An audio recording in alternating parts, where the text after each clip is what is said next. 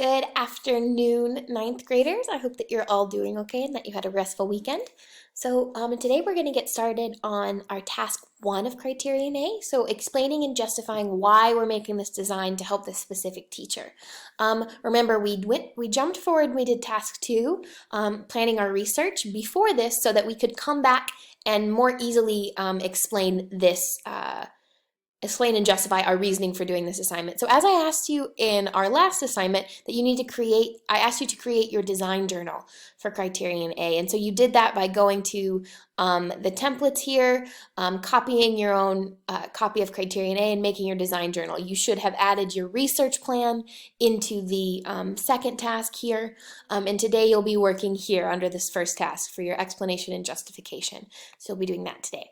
So let's go through and let me explain to you the things that you should have in your explanation and justification so that you can complete this task. So going to this link here, I have built for you a sort of outline for your work.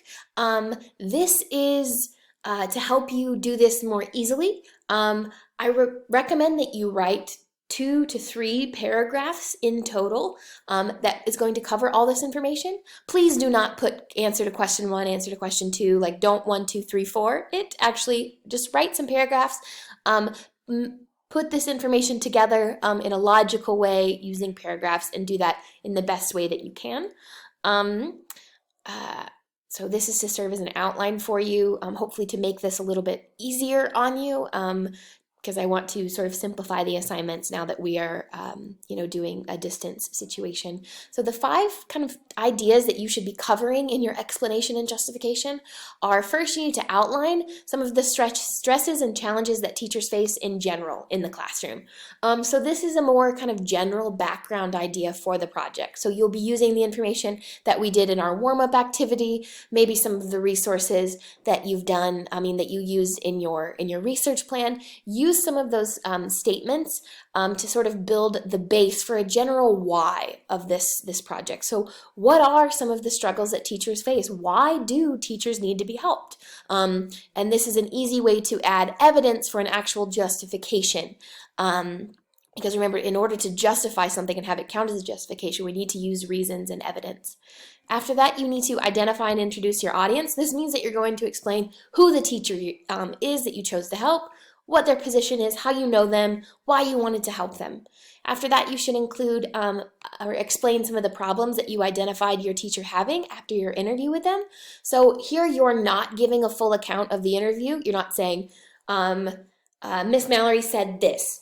When I asked Miss Mallory this, she replied with this. That's not what you're saying. You're just pulling out some important information and highlighting main ideas to summarize the problem that your teacher is having that you identified with them in this bit. You just want to summarize it here. Give a general overview of it without going too in detail, because we'll do that later. After this, you're going to discuss maybe any other details you think are important or help to justify your need to help this teacher. So this can be a personal reason, or you can even mention something to do with our current situation in the distance learning because of the coronavirus. And then number 5, the final thing you're going to do is just form a concluding justification for why you need to help this teacher solve the specific problem that you've identified. This is where you're going to bring all of these other ideas that you've gone over. You're going to kind of tie them together in a nice little bow and explain why you have to help teachers, why this specific teacher, and why this is a good or necessary thing to do based on the evidence that you've brought from the general idea, your specific teacher, the problem you identified them as having from your interview with them, and any other reasons you can think of. I encourage you to be creative with this, but please use this outline here. If you include all of these things, you should have more than enough to explain and justify fully why you need to do this project. But I hope that this outline is useful to you.